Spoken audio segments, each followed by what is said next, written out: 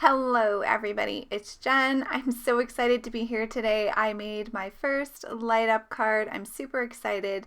So I'm on the hop today for the Pear Blossom Press Power Packs. These make lighting up your cards super easy. I'm using a bunch of Lawn Fawn stamp sets here. The Duh Nuh, just the little fishy.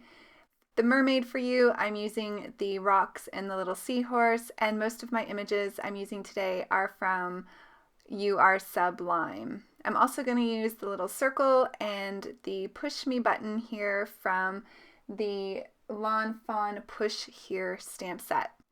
So I'm showcasing the Arteza real brush markers again here. I recently did a review on these markers and I want to keep playing with them.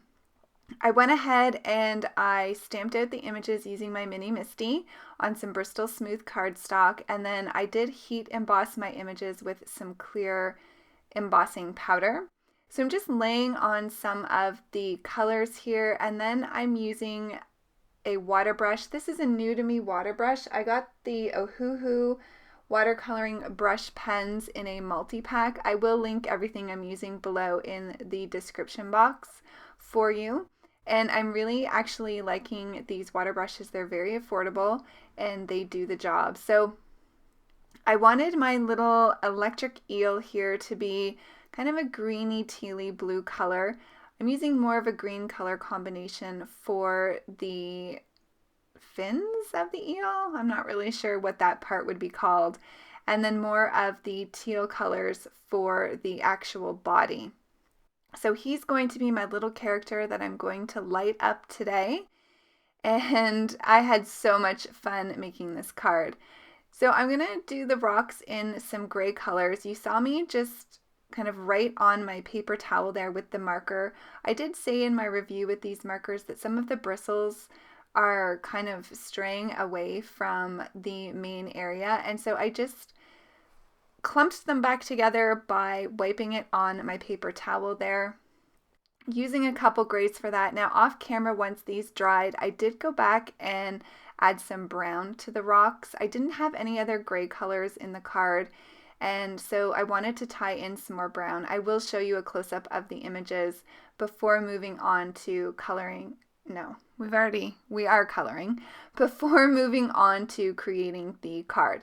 So for my little lobster, I wanted him to be greens and browns because our little lobster friends are this color before they are cooked. They're only red once they've been cooked. So I wanted to color him like he was happily swimming at the bottom of the ocean in his natural habitat.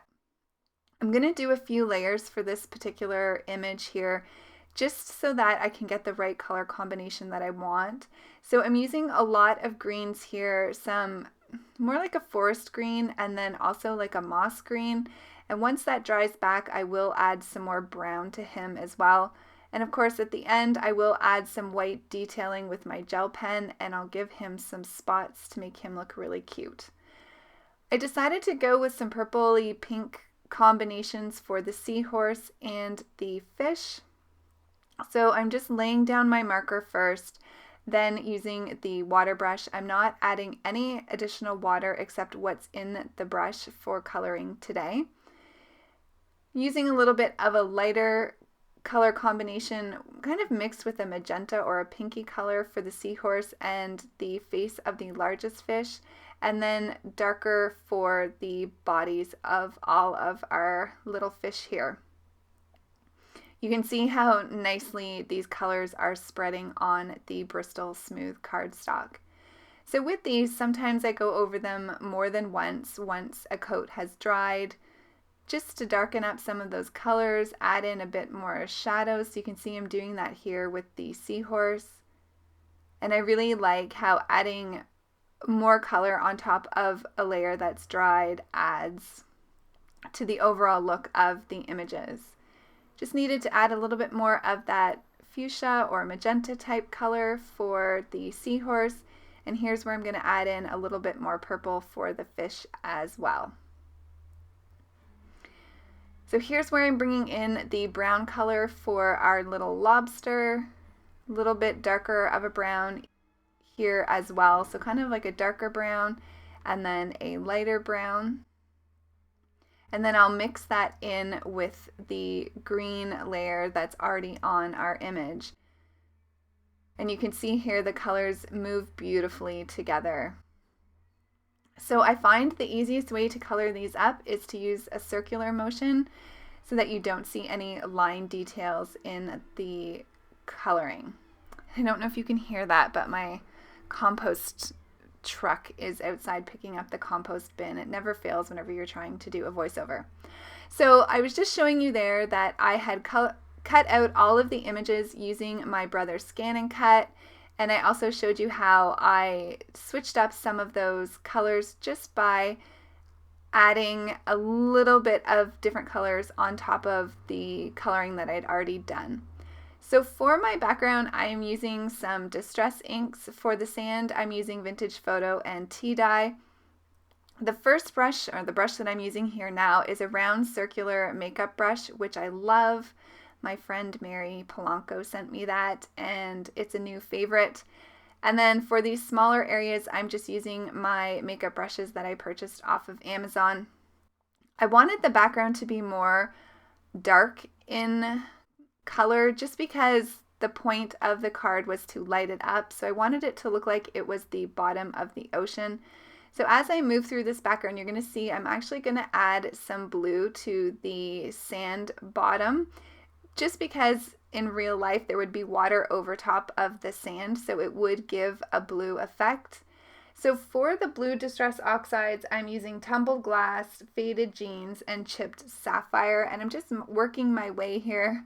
You can see the camera skipping a little bit as I'm working really hard to get these blended. Again, this is Bristol Smooth cardstock, and it blends quite beautifully. So here's where I'm going over the bottom a little bit more with the blue, just to give me that dark saturation. And I'm just holding a spare piece of paper under my fingertips, trying not to get some smudges on there. So now I'm going to bring in a little bit of black soot. So this will darken up my background quite a bit more. I did cut this panel slightly larger than an A2 size card, and you're going to see here in a second that I am going to cut this panel out with a stitched rectangle die. So just adding a little bit more of that black soot to give that darker color that I'm going for. I'm going to clean up my glass mat here. So I've been working with this now for about a month. I absolutely love how easy it is to clean everything up. I'm going to use my distress sprayer to add some water droplets. This will give some nice texture to the back panel and will make it look like there are some bubbles in our water scene. So I'm going to go ahead and die cut this panel, and there's the panel.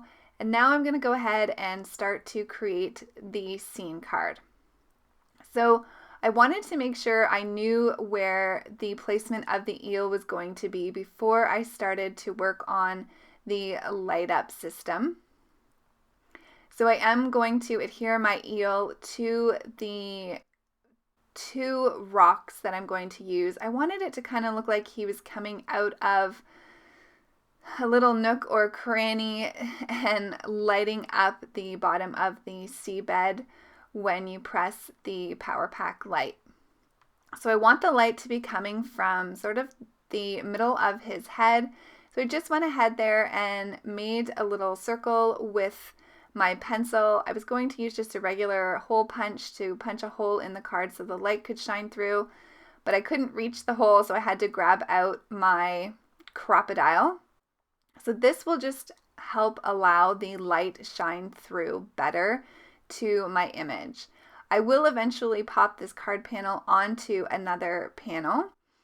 So I want to make sure that I have the place where I want my light noted there. So I just drew a little circle inside the hole punch circle, and now I know where to place my light. So now that I have that done, I'm going to add some foam tape to my focal images for the scene. Popping this up on some foam tape will allow a bit more of the light to flow through to the image, and it will give like a halo effect around the eel, which I thought was perfect for the feel I was going for with this card.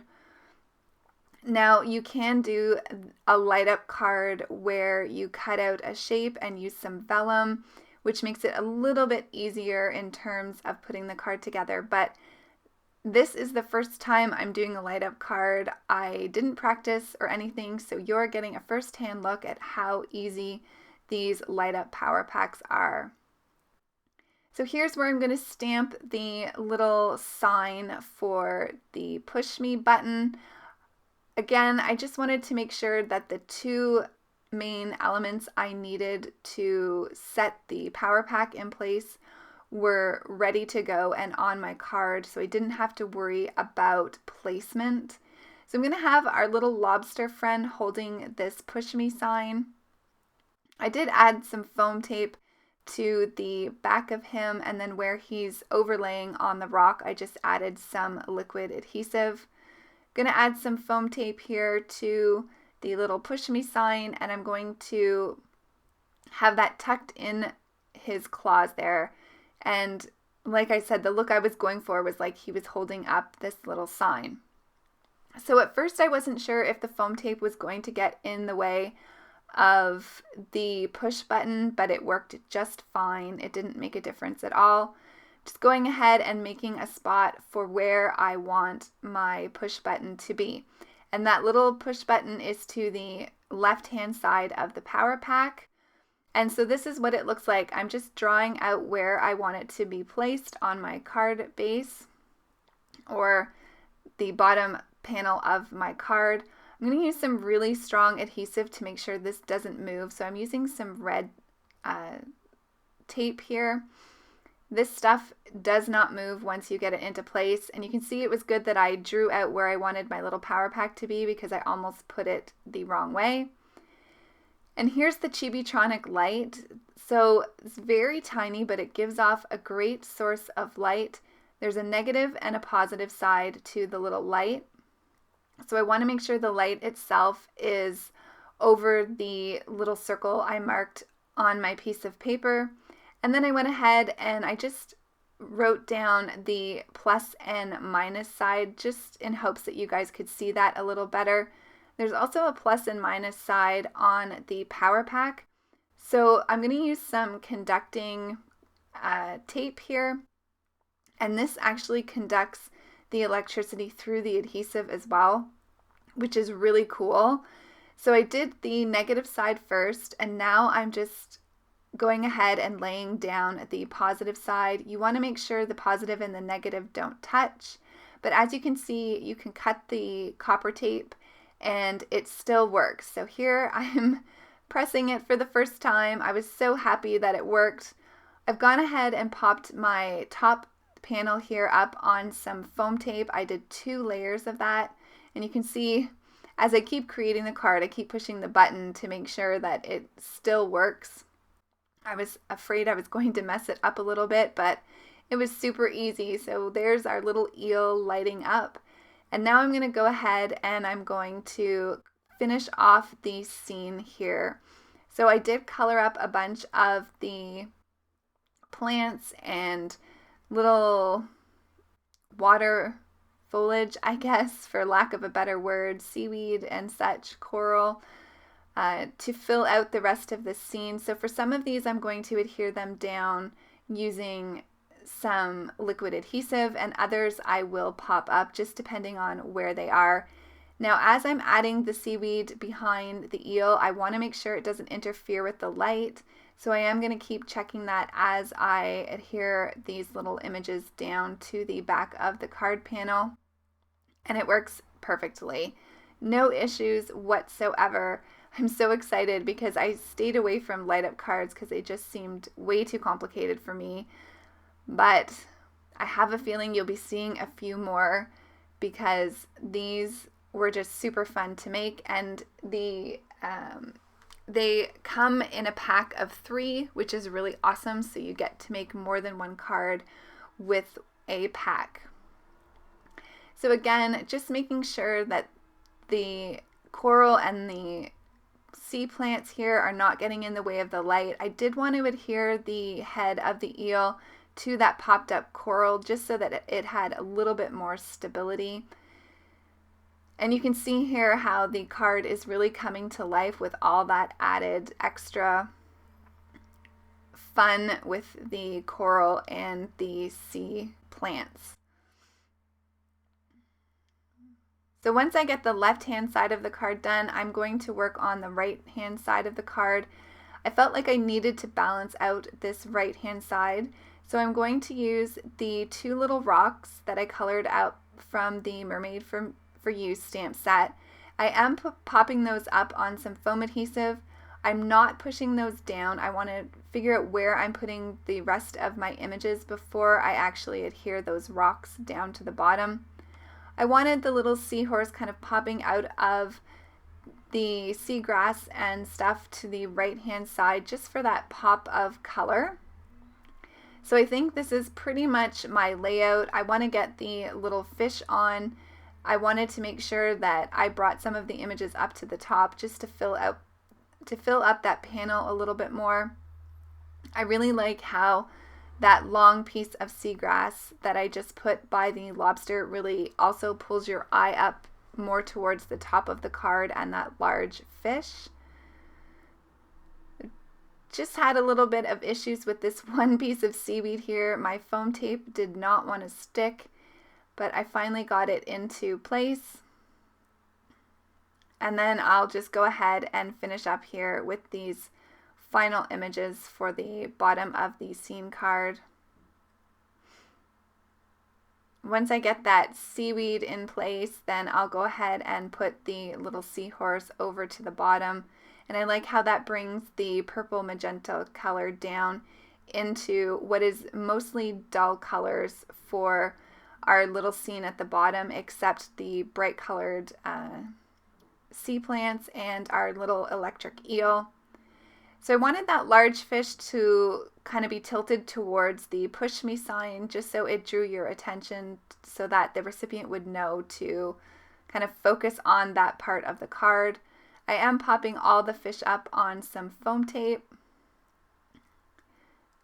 Gonna get these little guys in place. I haven't pushed them down hard yet as well. I want to see exactly where I want them before I do that. So I'll have them placed to the left there. And then I'm bringing in the little bubble stamp and I'm going to place 3 of those on the card, just trying to figure out exactly where I want them. To finish up my card, I'm going to add some detail with my white gel pen, and this just really makes our lobster in particular pop. I added some spots to his shell and then just some highlights to the seahorse and all the sea plants and the coral. And I will add some highlights to the fish as well. So once I get that done, I'm going to show you some close-ups. I'm going to turn off the light and show you what it looks like lit up. I really hope you've enjoyed this card today, and I'd love to know if you've done a light up card before. I had so much fun making this, and it makes for an amazing interactive card. Here's a final look at the card in some bright light, and you can still see the light even in daylight. Here's some close-up pictures. Thanks for joining me today. I hope you're enjoying this fun Power Pack hop sponsored by Pear Blossom Press. Here's some more cards that you can check out with some video tutorials, and don't forget to hit subscribe if you have enjoyed this video and want to see more content from me. Thanks so much for watching, everybody. Have a fantastic day, and I will see you really soon. Bye!